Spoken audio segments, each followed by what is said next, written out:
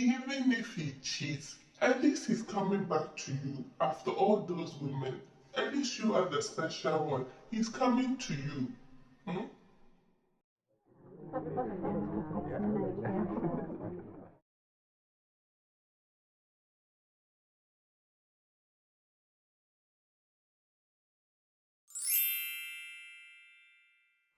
Hey gems, welcome back to my channel.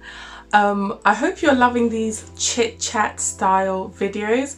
I think I am as well. Don't worry, I will still be bringing you the formal statistical researching topics very soon, but I'm enjoying these chit-chatty ones as well. And today I've got a controversial one, as you just saw. Yeah, let's just talk about this, because I'm gonna hold my hands up and say, for the longest time I was indirectly, again I'm going to explain why I say indirectly.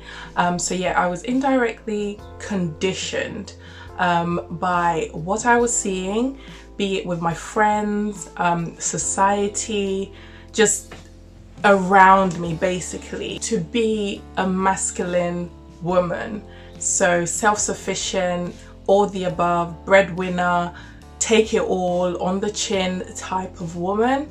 Not really knowing how to walk in my femininity and be like being taken care of is something that was very foreign to me. And I'm going to go into that in a little bit more detail, but the reason why I say it was indirectly was because my mom was really trying to help me understand this concept of what a man is. So a husband, a masculine man, and what that is about. Okay, so this man is someone who is a provider, someone who is a protector, someone who is comfortable walking in his masculinity and taking the lead and just taking care of himself, his wife, his family, and just people he cares about, and overall just walking in his God-ordained purpose. In my language, my mom would say pe bema obesho, which in a way is just a man who's a provider. But I used to really cringe when she said that. The reason why I used to cringe was I was under the misunderstanding or misconception that if someone was taking care of me, that meant that I wasn't self-sufficient or I had no worth, not knowing that it was because I was deeply rooted in codependency. So I was so codependent, and I found my worth in helping people and so on and so forth. So that's where I was basing my value on. So in my head, if someone was providing for me and I wasn't reciprocating it or not really providing for myself or bringing enough to the table, that meant that I was basically useless. It's a very crazy mindset, but again, I'm learning a lot about myself, and I have to be transparent with you. I've been a silly girl, I've been a naive girl before, and I have to be honest with you guys, because I know many of my young ladies and even older ladies have this mindset still, and it took me this long to figure it out. So I know I'm rambling a bit, but I kind of have to give you the backstory, because I know, are you relating to me, or am I the only one? Or are you disturbed by my eyebrows, my bushy eyebrows? Look, this is lockdown, you know, like you're gonna have to see these bushy eyebrows for a very long time. But anyway, so that's a bit of the backstory. So for the longest time, I don't think I'm the only one. Many women that I've spoken to have the mindset that, or even the men have the mindset that your worth, your loyalty, your strength is basically measured by how much bulk shit. That's how my new word is bulk shit. You can take. So the toxicity and everything, the abuse, physical, emotional, mental, however much you can tolerate, however much you can take, that means you are an amazing woman. You're worthy, you're ride or die, you're strong, and all the above.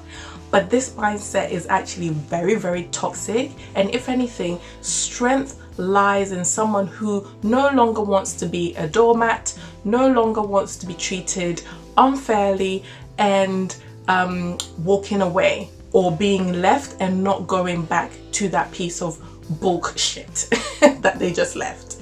I hope I'm making sense here. So going to the screenshot that I just showed, so the tweet, I understand, well, let me just choose my words carefully. I think I understand where she was going with this tweet. However, it's a very overgeneralized statement to put all African women in one category, but I'm not even going to go into detail about that, because the real essence, that's what I want us to focus on, because there is some truth in it. She just didn't word it properly.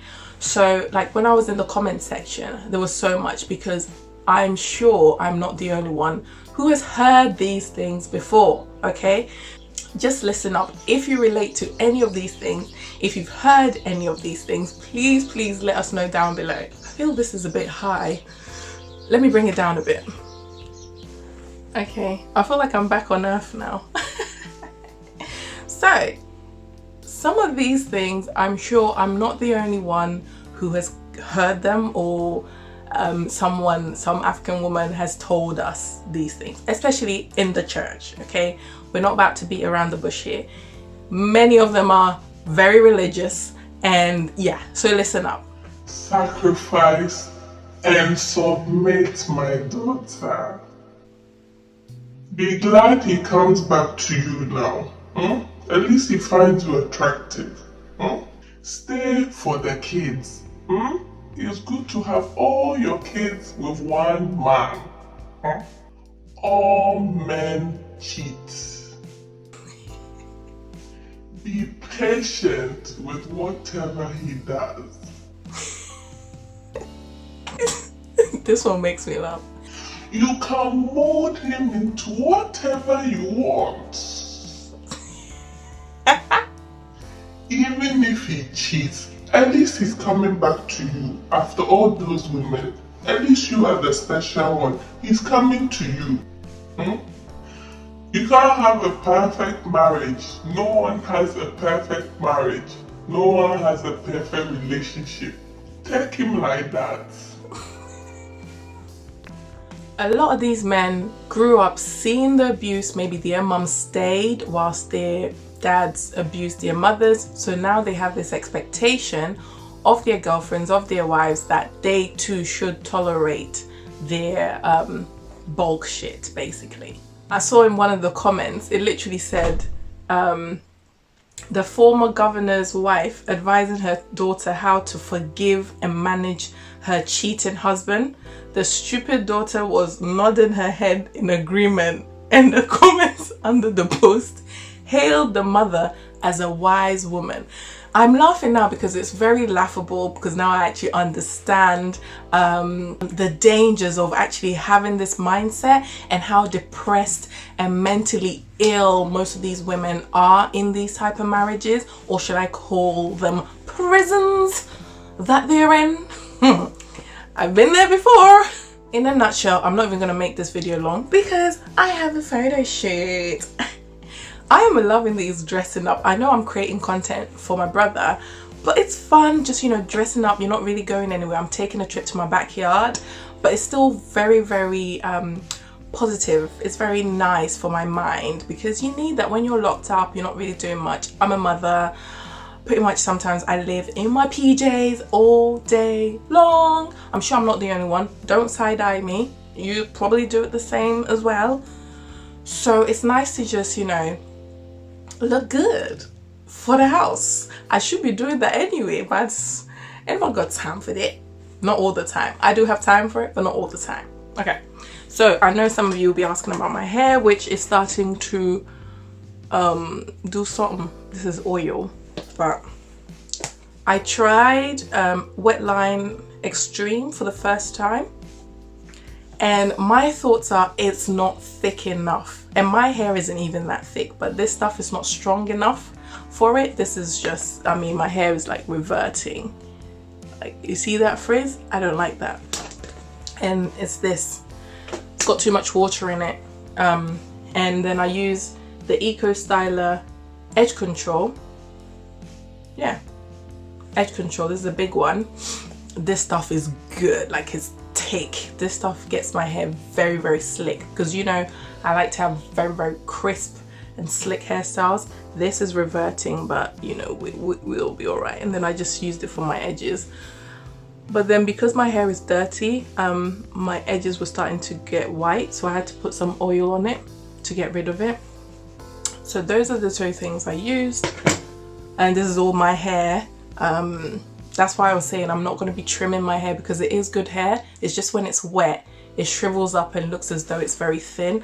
But when it's dry, it's good. So I'm keeping it. I'm keeping the ends until I can trim some off. But yeah, in a nutshell, a lot of women are starting to educate themselves, are starting to learn their worth, learn about themselves, what they bring to the table, walk in their femininity, you know, take care of themselves mentally, spiritually, physically. So they're starting to realize that actually I don't need to be a doormat anymore. And that doesn't mean leaving their husbands necessarily, but it means that, you know, they'll seek counseling, they will be able to stand up for themselves and say, actually, this treatment isn't good, and start to have a voice in their relationships, not just marriage, relationships as well.